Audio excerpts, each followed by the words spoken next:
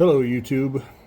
Going to take a break from this knife for a minute and post a quick video regarding something I've seen a lot of press about in recent years regarding the Sig P320 and its military equivalent, the M18 and M17 service pistols.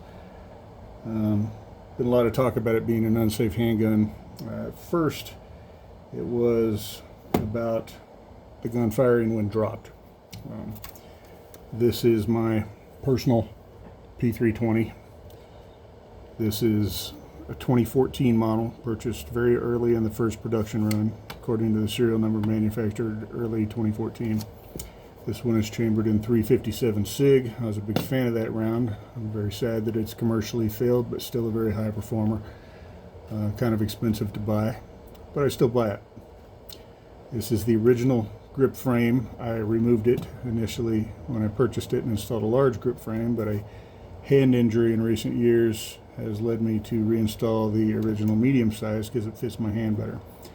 This was my duty gun for many years. I have fired many thousands of rounds through it. I instructed with this firearm both at the agency and as a concealed carry instructor for the Attorney General.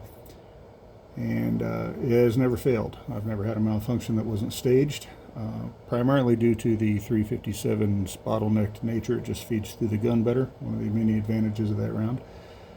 I removed the rear sight and I saw the red dot as my eyes started to fail as I got older. But I've always been very satisfied with the gun. The original complaint for the P320 was the dropping of the gun at this angle. I said that the mass of the original trigger was sufficient that it would cause it to fire. This is not the only design that would fire when dropped. There have been other designs throughout history, some still in existence and in service, that do that. I'd like to point out that this is the original trigger on this gun. I never sent this back to Sig for the fix or the upgrade. Because I consider a dropped gun that fires to be a negligent discharge. That is not a fault of the firearm, that's a fault of the operator. Just like any other time you fire a weapon that you don't mean for it to fire. Dropping a firearm and it firing is the same thing. That's negligence, not a manufacturing defect. Now, should a manufacturer design a gun with drop safeties that prevent that? Maybe. I also think that a lot of the reports of uncommanded discharges where people are putting guns in the holster and it catches on the toggle of a coat and it fires, or they're reporting that they weren't doing anything and it just fired. I know there's been videos of a couple of these cases, but there's been a lot more where there weren't videos. I have to believe that some of these are just people screwing up and piling on and conveniently reporting their negligence as the fault of a gun with a conveniently bad reputation. But I don't know. I wasn't there. I can't believe that they're all the fault of the gun, because I've known a lot of cops in my life, and I know cops do stupid shit, and they make mistakes. I've made them myself. Recently, there's been a report of an airman in the Air Force that was shot through the chest.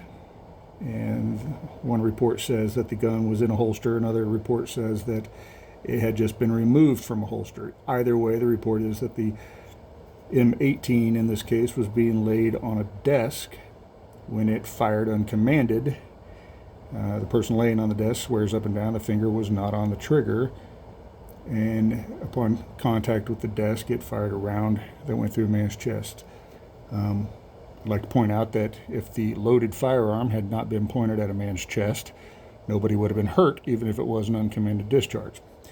In none of these cases, if a loaded firearm had not been pointed at somebody, nobody would be hurt. That's the beauty of the safety rules. If they're followed, nobody gets hurt even if the gun fails. But I digress. I don't know if there's problems with this gun. I know I am firmly convinced it will fire if dropped at this angle. That I believe. I've never dropped mine. I'm not going to test that because I don't believe in abusing my gun in that way. I don't think there's anything to gain because, like I said, I believe it. And I accept that risk.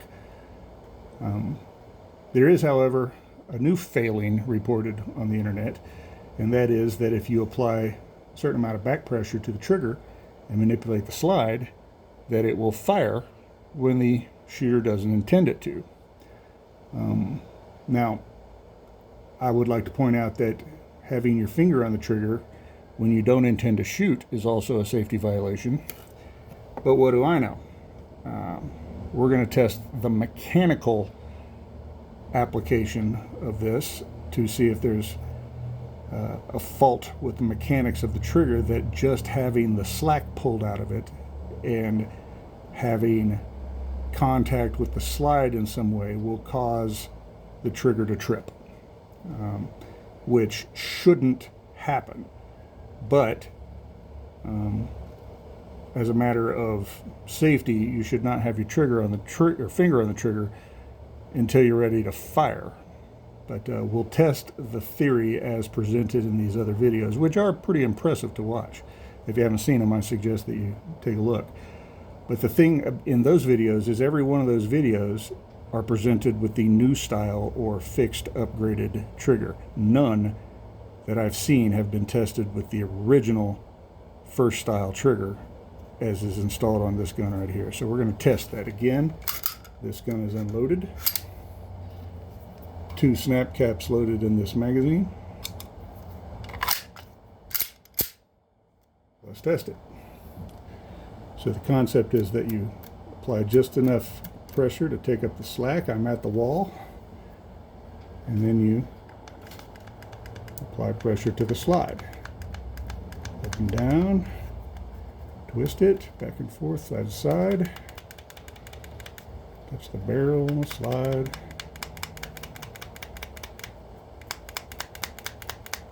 And this lever. I don't understand under what circumstances this would happen in the real world, but whatever. This was the test as presented. Sometimes they put a little screw in here to hold the trigger back at this angle. Let's test this trigger. Fires.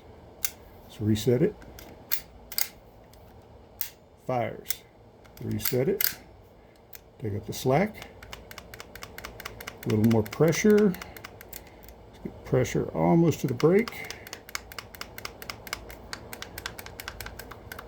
Twist.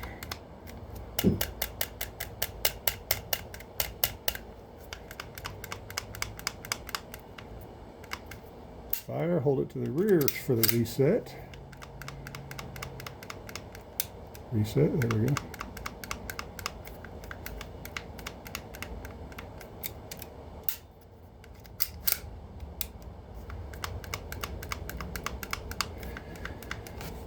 Well, there you have it.